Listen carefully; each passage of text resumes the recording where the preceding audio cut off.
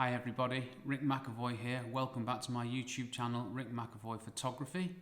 This week on my photography blog, I have been writing about how to become a construction photographer. Now, I've written quite a lot of posts recently about construction photography, my construction photography work, and published quite a lot of the photos that I have taken in my many years as a construction photographer. I thought I'd do something a bit different, so I've decided that I'm going to write posts providing advice and guidance to people who want to do what I do. Now, why would I want to do that, I hear you say? I wish. Well, I'm not trying to conquer the world and photograph every construction site in the world. I'm quite happy working in my own area, which is Dorset, Hampshire and surrounding counties. I'm happy to share my knowledge to help other people to embark on what is, after all, a very enjoyable and slightly different career. Photographing construction sites is a challenge, but an interesting challenge. For those of you who don't know me, I'm a chartered builder as well as a professionally qualified photographer whose other phone has just rung. Sorry about that. So I'm MCIOB, member of the Chartered Institute of Building. I am also ABIBP, an associate in the British Institute of Professional Photography. That must make me the best qualified person in the world to talk about, not the world, in England possibly maybe, to talk about construction photography and how you can become a construction photographer, and this is what I've done. In the blog post, which you can access on my website rickmcavoyphotography.com, plug over, thank you. I just go through a load of things which are, the results of my experiences over the years. Sorry, I'm waffling there, so I'm going to try that one again. I'm not going to edit this out because I want you to realise I am not obviously a polished TV presenter. I'm just a bloke talking into the camera, telling you things he already knows. Yes, the content of this blog post is pretty much my experiences of over 15 years working and photographing construction sites.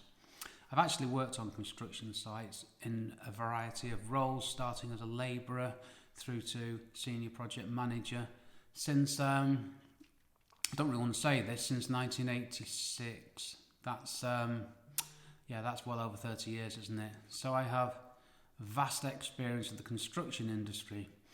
I also had my first camera at the age of, I think it was 12 or 13. So that's slightly more than 30 years of experience in photography. So as you will know from those two small facts, I have extensive experience in both fields. So I feel I am perfectly well qualified to advise others who are thinking about becoming a construction photographer. On that point, what's the difference between a construction photographer and an architectural photographer? Question, glad you asked. It's quite simple really. For me, a construction photographer is somebody who photographs the entire construction process, or parts of the entire construction process, from feasibility, planning, site setup, site establishment, groundwork, site investigations, all that good stuff, all the way through to completion, demolition, refurbing and the like.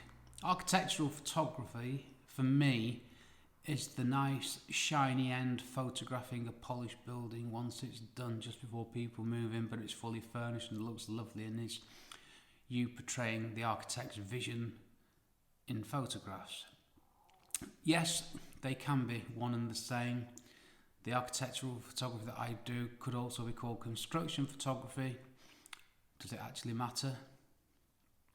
Not really. Really doesn't matter. I think I just wanted to make that difference though, because construction photography, there are some additional things that you need to know and be aware of. There's equipment that you need. There's implications on working on a live construction site which need to be certainly known about and managed. Timing is key. Other things going on the construction site have a massive impact on what you can and cannot photograph. It's all in the blog post actually. I don't know why I'm repeating myself here. One thing I do want to mention though is one of the main problems with construction photography is the weather. If you're doing internal stuff, that's fine. If you're doing interiors of a building and it's cloudy, you can get around that. If it's cloudy outside, you can get around that. If it's nice and fine and dry, change the sky. easily done in Luminar 4 with the AI sky replacement tool. The problem is the changeable weather and the rain. If it's raining, nobody wants you there. If it's raining on construction sites, it can be a bit of a nightmare. Anyway, I'm going to stop there.